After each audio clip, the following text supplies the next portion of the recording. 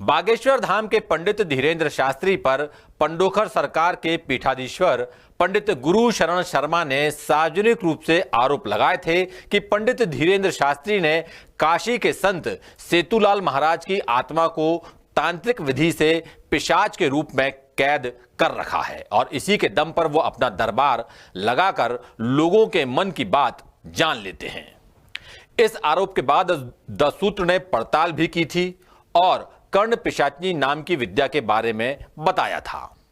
अब धीरेन्द्र शास्त्री भोपाल में भक्तमाल कथा कर रहे हैं, तो द सूत्र ने उनसे बातचीत की और जानने की कोशिश की कि जो आरोप पंडोखर सरकार ने उन पर लगाए थे उनमें कितनी सच्चाई है।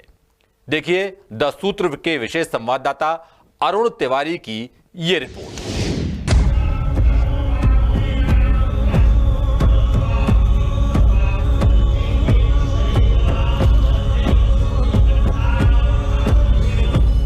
सेतु महाराज को अटेंडम तांत्रिक विधि से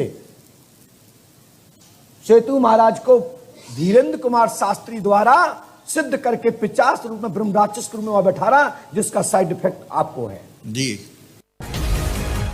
बागेश्वर धाम के पंडित धीरेन्द्र शास्त्री पर ऐसा ही आरोप लगाया था पंडोखर के गुरु शरण महाराज ने। दरअसल धीरेन्द्र शास्त्री के ताऊ और उनके भाई पंडोखर सरकार के दरबार में गए थे और उस समय पंडोखर महाराज ने साफ कहा था कि काशी के संत सेतुलाल की आत्मा को धीरेन्द्र शास्त्री ने तंत्र विद्या से काबू में कर लिया है और संत सेतुलाल की आत्मा की मदद से ही धीरेन्द्र शास्त्री दरबार में आने वाले लोगों की समस्या को दूर करते हैं। क्या वाकई में धीरेन्द्र शास्त्री के पास ऐसी शक्ति है? जब द सूत्र ने धीरेन्द्र शास्त्री से बात की तो उन्होंने पहली फुर्सत में किसी भी तरह की शक्ति होने से इनकार कर दिया। हम अपने चरणों में नहीं तो झेलेंगे। परिवार पूरा बिखर गया है। हमारे पास कोई सिद्धि नहीं है, कोई साधना नहीं है, कोई मंत्र विधान नहीं है, ना कोई शक्ति हमसे बात करती है, ना हमारे पास कोई शक्ति आती है। ये हनुमान जी की शपथ खा करके हम कह रहे हैं। हमारे पास सिर्फ और सिर्फ राम नाम जप है और बालाजी का हम ध्यान करते हैं, सन्यासी बाबा दादा गुरु का ध्यान करते हैं और राम लिख करके पर्चे को लिख देते हैं। ये बालाजी के नाम का प्रताप है कि वो उसको मिटाने नहीं देते। बस दादा गुरु जी ने जो हमें बालाजी की साधना बता रखी, सेवा बता रखी, सन्यासी बाबा की दादा गुरु जी ने जो हमें सेवा बता रखी, उस सेवा को हम करते हैं। इसके अलावा हमारे पास गुरु कृपा के अलावा कुछ भी नहीं। साथ ही धीरेन्द्र शास्त्री ने यह भी कहा कि लोगों को काफी कंफ्यूजन है। उन्होंने कहा कि सन्यासी बाबा और दादा गुरु जी दोनों अलग अलग हैं। यदि वो काशी में शांत हुए किसी संत की आत्मा को कैद कर सकते हैं तो फिर रामायण झूठी है, क्योंकि रामायण में ही इस बात का जिक्र है। उन पर दादा गुरु का आशीर्वाद है और कुछ नहीं। सन्यासी बाबा अलग हैं, दादा गुरु जी अलग, दोनों अलग अलग विषय। पहले सबको स्पष्ट क्लियर विषय ही पता नहीं। हमारे दुख का विषय यही है कि सब सन्यासी बाबा को ही सिद्ध मानते। पहली बात, दादा गुरु जी अलग हैं, सन्यासी बाबा अलग। दादा गुरु जी हमारे पिताजी के पिताजी हैं और जो काशी में उनका शरीर शांत हुआ। अगर काशी में शरीर शांत हुआ तो हमने रामायण में पढ़ा कि काशी मुक्त हेत उपदेशु, जो काशी में मरता है वो मुक्त होता है। और मुक्त होता है तो हमने सिद्ध कैसे कर लिया? या तो रामायण झूठी है या काशी में मरने वाली की सिद्धि बताने वाला झूठा है। वो कैसे सिद्ध हो सकते? तो क्या रामायण झूठी है? रही बात सिद्धि की, क्या कोई पितरों को सिद्ध करके इतने बड़े स्तर पर इतने लगातार टाइम तक 1 2 नहीं 50 100 500 लोगों के मनोभाव के प्रश्न को बता सकता है? बिना भगवत कृपा के ये संभव ही नहीं है। दादा गुरु का हम पे आशीर्वाद है, हमारे पूरे वंश पर आशीर्वाद है, वंशानुगत ये दरबार लग रहा है। और जिन महापुरुष के नाम के लिए उन्होंने कहा है, सब अपने अपने भाव से बोलते रहते हैं। हमारा किसी के नाम को लेकर के कोई कहना नहीं है, ना कोई सफाई देना है। यहाँ पर फिर एक सवाल उठता है कि धीरेन्द्र शास्त्री के भाई और ताऊ फिर पंडोखर सरकार के दरबार में क्यों गए थे? और जब धीरेन्द्र शास्त्री के भाई पंडोखर सरकार के दरबार में गए थे तो पंडोखर सरकार ने धीरेन्द्र शास्त्री के भाई दिनेश को दरबार लगाने को भी कहा था। अक्षय तृतीया से यह दरबार शुरू हो गया है समानांतर, लेकिन एक दिन पहले ही दिनेश शास्त्री ने बमीठा थाने में जान से मारने की धमकी देने की शिकायत पुलिस में दर्ज करवाई। 4-5 बार कॉल आई तो हम साधना कर रहे थे, तो हमने कहा कि कोई सबसे परेशानी में कोई समस्या है तो ये कॉल अटेंड कर लें।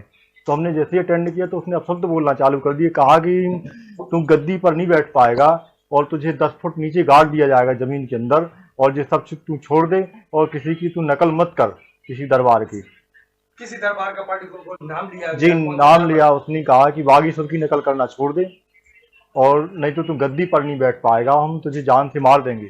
और तुम पंडोखर सरकार में गया था, और 1 महीने का पंडोखर जी गुरुजी ने ये नहीं बताया तेरे को कि 1 महीने में तेरे साथ क्या होने वाला है। लेकिन धीरेन्द्र शास्त्री का इस मसले पर कहना है कि उनके परिवार के साथ किसी भी तरह का कोई मतभेद नहीं। हाँ, बात हुई, उसी बीच में हुई, आने के बाद भी हुई, और बड़े अच्छे से बात हुई, सहज भाव से बात हुई। ऐसा कोई दुराई ही नहीं है हमारे भाइयों में। धीरेन्द्र शास्त्री ने बातचीत में यह भी कहा कि इन बातों को जितना बढ़ाया जाएगा उतना विवाद बढ़ेगा, जबकि इस समय का वो सदुपयोग करना ज्यादा पसंद करेगा। यानी पंडित धीरेन्द्र शास्त्री ने उन सभी आरोपों को सिरे से खारिज कर दिया है जो उन पर लगाए गए, चाहे वो आत्मा को कैद करने का आरोप हो या फिर परिवार के साथ विवाद का। पंडोखर सरकार ने जो आरोप लगाए थे, धीरेन्द्र शास्त्री ने उन सभी आरोपों का सिलसिलेवार जवाब दिया है और यह भी कहा है कि उनके पास किसी तरह की शक्ति नहीं है। अब इस मसले पर पंडोखर सरकार क्या कहते हैं, इस बात का इंतजार रहेगा। बहरहाल धीरेन्द्र शास्त्री भविष्य में क्या राजनीति में भी कदम रखने वाले हैं?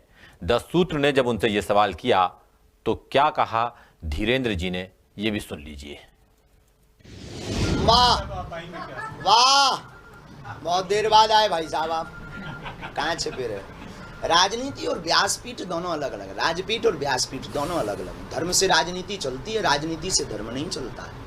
तो अगर आपने कहा कि किस पार्टी में आएंगे, कहाँ आएंगे, हमारी एक ही पार्टी है, पहले से बनी है, फाइनल है। हम स्वयं किसी पार्टी के कार्यकर्ता हैं, कार्यवाहक हैं, संस्थापक उसके अध्यक्ष श्री हनुमान जी महाराज हैं। उस पार्टी का नाम बजरंगबली है, उस पार्टी का निशान मुगदर है, उस पार्टी का नारा है जो राम का नहीं वो किसी काम का नहीं, प्लीज वोट फॉर यू। यानी धीरेन्द्र जी की फिलहाल राजनीति में कोई रुचि नहीं है। भविष्य में क्या छुपा है ये कम से कम हम तो नहीं बता सकते। और इसी से जुड़ा हमारा आज का सवाल भी है कि जिस तरीके से पंडोखर सरकार के आरोपों को धीरेन्द्र शास्त्री ने खारिज करते हुए कहा कि उनके पास कोई शक्ति नहीं है, इस पर आपकी क्या राय है? आप पूरी तरह से सहमत हैं, सहमत नहीं है, और तीसरा विकल्प है कुछ कहा नहीं जा सकता?